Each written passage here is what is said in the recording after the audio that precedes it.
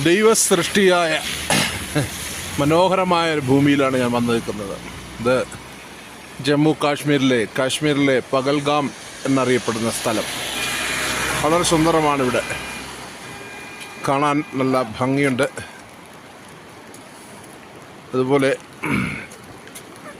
ഇവിടെ ഇപ്പോൾ മഴയൊക്കെ മാറി നല്ല കാലാവസ്ഥയായിരുന്നു. പക്ഷേ ഇപ്പോൾ മഴ പെയ്യുന്നതുകൊണ്ട് പെട്ടെന്ന് മഴ വന്നപ്പോൾ കഠിനമായ തണുപ്പ്.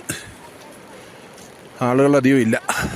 പോരാത്തതിന് ഇവരുടെ പെരുന്നാൾ ദിവസം എടുത്തതുകൊണ്ട് ആളുകളൊന്നും അധികം ഇല്ല. ടൂറിസ്റ്റുകളും കുറവാണ്. മഴ കൊണ്ട് സുന്ദരമായ ഭൂമിയാണ്. ദൈവം സൃഷ്ടിച്ച ഭൂമി, സുന്ദരമായ ഭൂമി.